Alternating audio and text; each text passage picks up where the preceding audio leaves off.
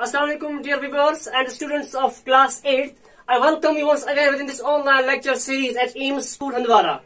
So, let me start it here. Let me first of all recapitulate what we did in my previous two lectures. I was talking about the concept of the parliament. I tried to define the word parliament there. Later on, I tried to talk on the different structure of the parliament, how the parliament is framed. And I did talk on the concept of the composition of the parliament, different members of the parliament, their qualification to be the member of the parliament and their disqualifications to be from the parliament as well. Later I was talking to the different legislative process of the parliament, how the bills are processed within the parliament after different trials that's going on, and how the assent from the president is the final nail in the coffin, where he can reject the things and where he can get the things to be passed there.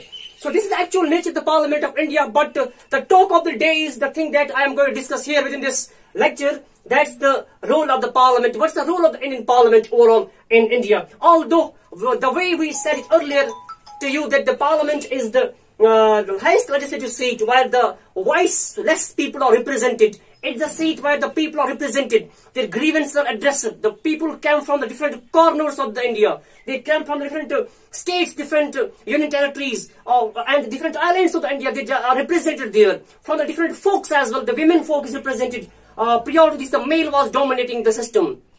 So the voice is represented there. The laws are passed, executed, and then lastly justified and examined there.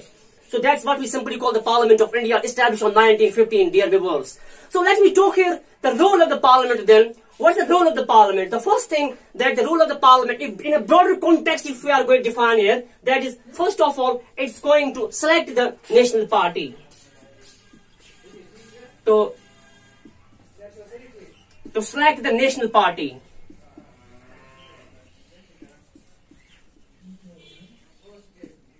Dear students, if we talk about the selection of the national party, the moment we conduct elections every 5 years, so the majority of the parties within the Lok Sabha, they are choosing they are in search of a party who's in the absolute majority there. At least 272 members need to be there to form a prime minister for the country. And prime minister, he becomes the selected representative for the nation.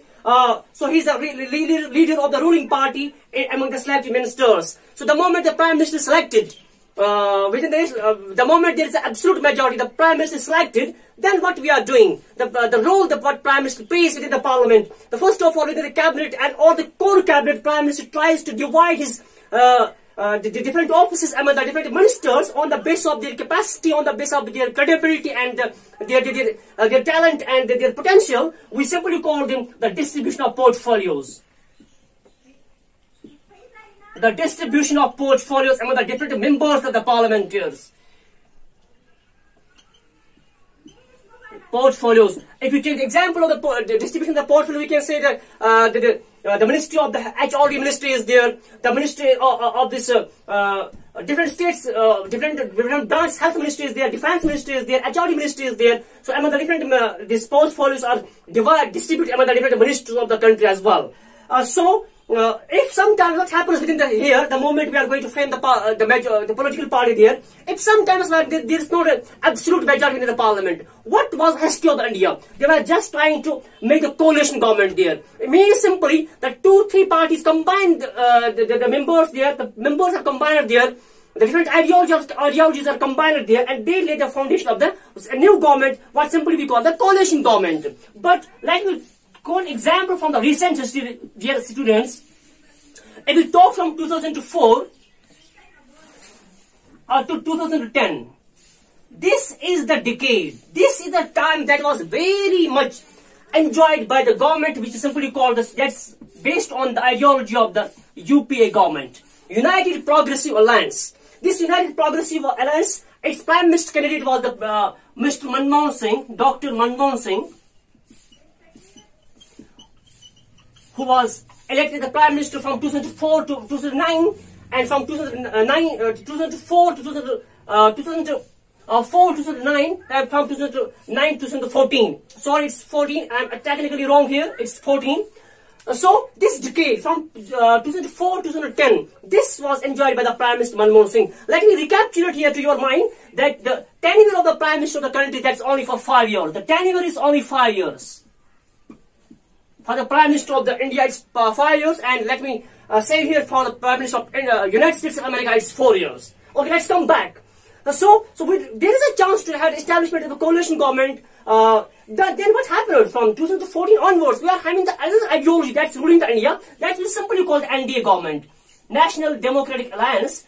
That's the saffron party, Bharatiya Janata Party, and we have witnessed the two-time Prime Ministership of Narendra Modi within India from 2014 to 19 and the 19 onwards this time as well.